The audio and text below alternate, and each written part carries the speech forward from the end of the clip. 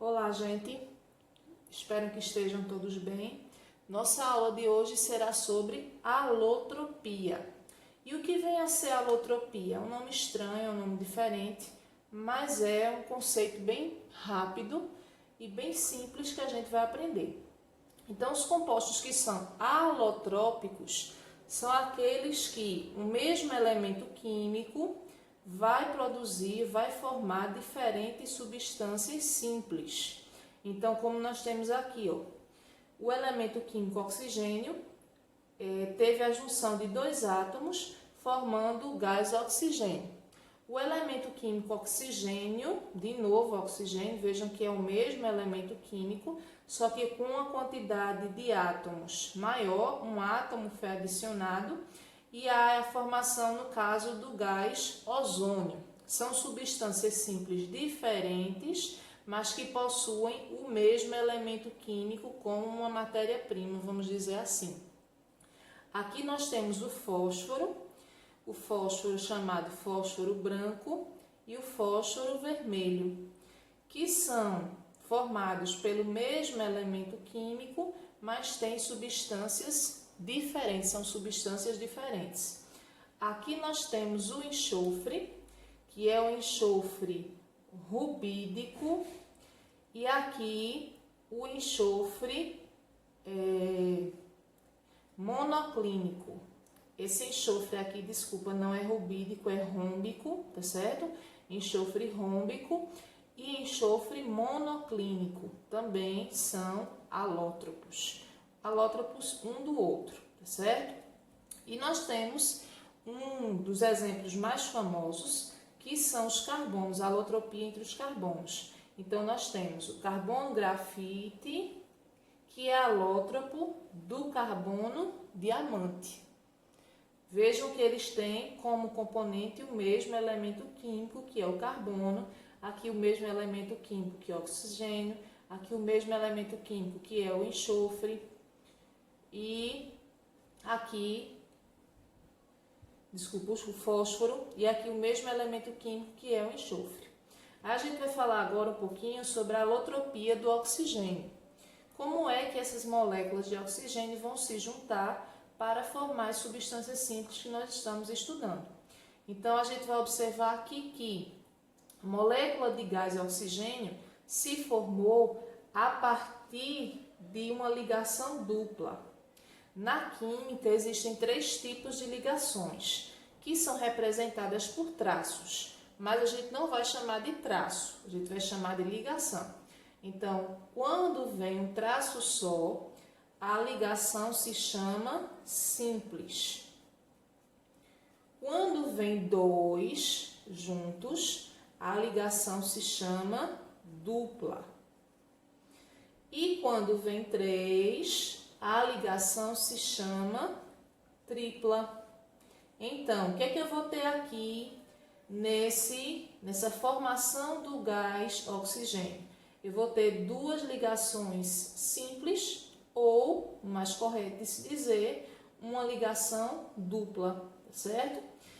Já a molécula de gás ozônio, ela se formou, tem 3 oxigênios no caso, ela se formou através de uma ligação dupla e de uma ligação simples. Vejam que são o mesmo elemento químico, mas a forma que a molécula vai aparecer, as formas que os átomos vão se ligar são formas diferentes. Aqui uma ligação dupla, aqui uma dupla e uma simples, tá certo? O que é mais que a gente precisa saber? A gente deve saber que entre o gás ozônio e o gás oxigênio, entre eles, o mais estável, ou seja, se é mais estável, ele tem menos energia, porque uma coisa é estável. O que é uma coisa estável? É mais, vamos dizer assim, se for uma pessoa que seja estável, que tem um humor estável, é mais calma, é mais zen, Não se estressa com muita coisa. É uma pessoa instável, é uma pessoa que perde o controle muito rápido das coisas. Então, um elemento ou uma substância estável é aquela que possui uma menor energia. Por quê? Porque ela não vai estar o tempo todo, o elemento não vai estar o tempo todo em movimento, não vai estar o tempo todo em processos químicos, tá certo? Por ser uma substância estável, o gás oxigênio ele é encontrado em maior parte aqui onde a gente vive, e não na atmosfera, como existe o gás ozônio, né? O gás oxigênio vai ter a função de fazer o processo de respiração dos seres humanos. No caso do gás dos seres humanos e dos animais, né? No caso do gás ozônio, ele vai servir para proteger o planeta Terra contra o excesso de raios solares, né? Contra os raios solares. Uma parte dos raios solares penetra no planeta, e outra grande parte volta, né? Volta para ou é refletido para o Sol. Desculpa aí, foi que eu só desconcentrei um pouquinho, certo? Se quiserem que eu explique um pouquinho sobre essa questão da camada de ozônio, eu posso explicar. Então, deixa eu explicar para vocês o que é a camada de ozônio. Vamos dizer, né? Aqui eu vou fazer um desenho, não dei risada, certo? Ficou até bonitinho, né? Nós temos aqui o planeta Terra e temos o Sol. O Sol emitindo radiação o tempo todo. Essa radiação é radiação ultravioleta, né? Que possui raios do tipo alfa, tá certo? E essa radiação em excesso ela pode ser prejudicial à sobrevivência dos seres vivos no planeta Terra. Então, o que acontece? Ao redor do nosso planeta existe uma camada de proteção. Essa camada de proteção ela é formada pelo gás ozônio, certo? Por isso que é chamada camada de ozônio. Essa camada de ozônio ela é responsável por quê? Pelo quê? Os raios solares vão estar sendo emitidos pelo Sol o tempo todo. E aí, não pode entrar todos os raios solares, não podem entrar no planeta Terra, senão seria prejudicial à nossa sobrevivência. Então, a camada de ozônio ela serve para quê? Uma parte dos raios solares penetram na nossa atmosfera e chegam até nós, e uma parte desses raios solares batem na camada de ozônio e retornam. Ou seja, a camada de ozônio protege o nosso planeta contra o excesso de raios solares que podem ser danosos ao nosso planeta. Quando a gente fala no buraco da camada de ozônio, o que vai estar acontecendo? Existem locais onde a camada de ozônio não existe mais. Por quê? Porque os gases poluentes abriram esse espaço, né? O acúmulo de gases poluentes na atmosfera abriu esse espaço e os raios solares penetram com a maior facilidade, tá certo? Então, é o chamado buraco da camada de ozônio. Mas vamos voltar para a alotropia. Então, o que a gente vai estudar? Na alotropia do carbono, nós vamos ter vários exemplos. Os dois principais vão ser o carbono diamante e o carbono grafite, tendo como base, tendo como matéria-prima o carbono, certo? Quais são as diferenças básicas entre o carbono diamante e o carbono grafite? Primeira coisa, a hibridização do carbono diamante vai ter a hibridização sp3. Que danado quer dizer isso? Hibridização sp3 a gente vai estudar melhor mais para frente, quando formos estudar a questão da distribuição eletrônica, né? O ano passado vocês já viram isso. Mas isso quer dizer o quê? Que o carbono, ele vai estar ligado, no caso o carbono diamante, ele vai estar ligado a outros carbonos através de 4 ligações simples. Então, eu vou ter esse carbono aqui que vai estar ligado a outro carbono por ligações simples, e esse outro carbono vai estar ligado a mais 4 outros carbonos. certo? Então, quando eu tenho um elemento químico que vai estar ligado através de ligações simples a 4 outros elementos químicos do mesmo, né? 4 outros elementos químicos do mesmo tipo, acontece o processo de hibridização sp3. Outra característica do carbono diamante é que ele não conduz corrente elétrica. Então, a eletricidade ela não passa por esse tipo de carbono. Outra característica é que a geometria desse carbono é uma geometria tetraédrica, ou seja, ele é formado a partir de 4 ligações. Tetra são 4. Na sua estrutura ficam essas 4 ligações, uma parada pela outra. E eles são isolantes térmicos. Pela lógica, se eles não conduzem corrente elétrica, eles vão ser isolantes, certo? E o carbono grafite? O carbono grafite vai ter hibridização do tipo sp2. O que é a hibridização do tipo sp2?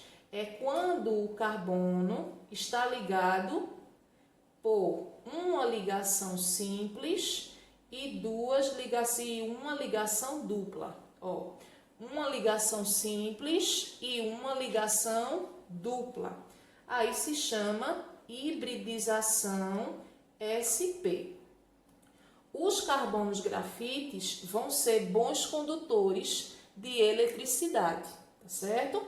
Se eles são bons condutores de eletricidade, quer dizer que eles não vão ser isolantes, tá certo? E são lubrificantes.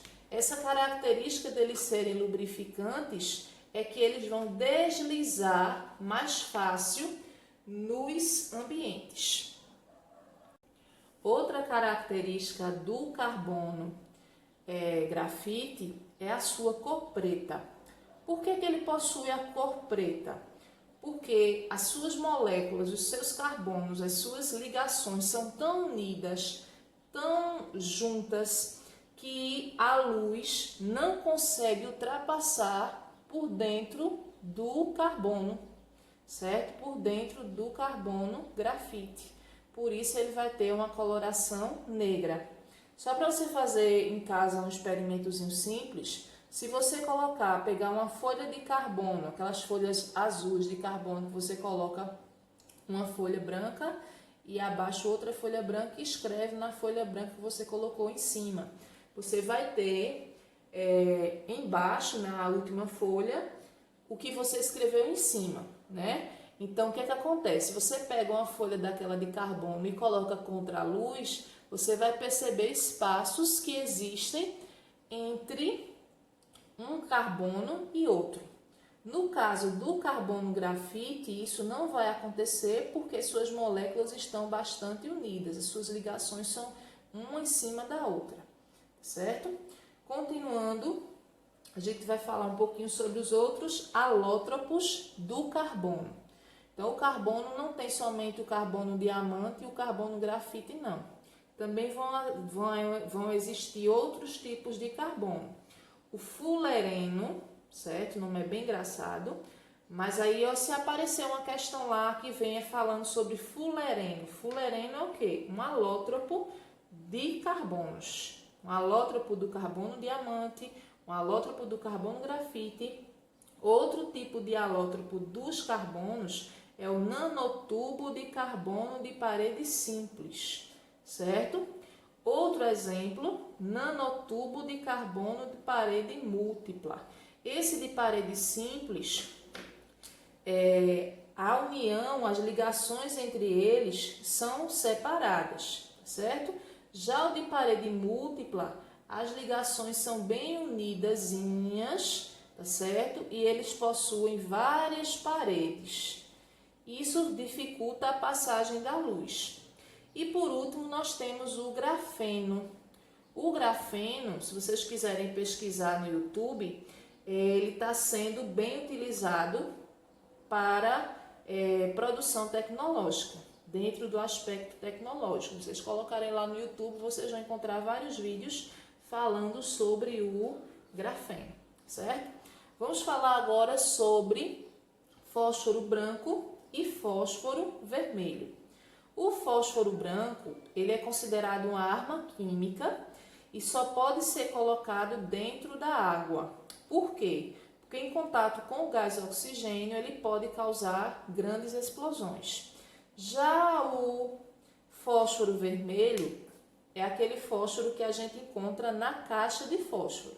Cuidado para não confundir. O que a gente tem lá no palito de fósforo, aquela parte vermelha ali, não é fósforo. Aquilo ali é um composto inflamável e o fósforo vai estar naquela parte de lado, tá certo? Da caixa de fósforo. Então, o fósforo vai estar ali. O enxofre rômbico, tá certo? Esse enxofre ele é utilizado principalmente para a produção de ácido sulfúrico, para ser utilizado nas indústrias. E o enxofre monoclínico, que vai estar servindo principalmente para o lado da medicina. Aí a gente vai falar um pouquinho sobre estabilidade. Então, como eu estava dizendo a vocês, todos os compostos, todas as substâncias que a gente falou aqui, elas podem ser mais estáveis ou menos estáveis. As mais estáveis, elas vão ter uma quantidade de energia menor. As menos estáveis vão ter uma quantidade de energia maior. E aí uma dica para a gente não esquecer dos compostos alotrópicos, é um macetezinho que é COSP. Aqui, ó, COSP. Então, o que a gente vai tirar desse macete? Eu aqui vou ter carbono, grafite, carbono, diamante. Aqui no O eu vou ter gás oxigênio e vamos ter gás ozônio. Aqui nós vamos ter enxofre rômbico, deixa eu colocar aqui, enxofre rômbico, e vamos ter o enxofre monoclínico. E aqui nós vamos ter o fósforo branco e o fósforo vermelho, certo? Então, o que a gente vai observar? Todos esses que estão aqui são exemplo de substâncias alotrópicas. Então, falou em alotropia, você se liga nesse macete COSP, tá certo? E lembra quais são os exemplos de substâncias que são alotrópicas. Existem outras, mas as que mais aparecem, as mais que são cobradas, são esses tipos aqui. Bons estudos, sigam o canal, se inscrevam e deixem seu comentário, certo?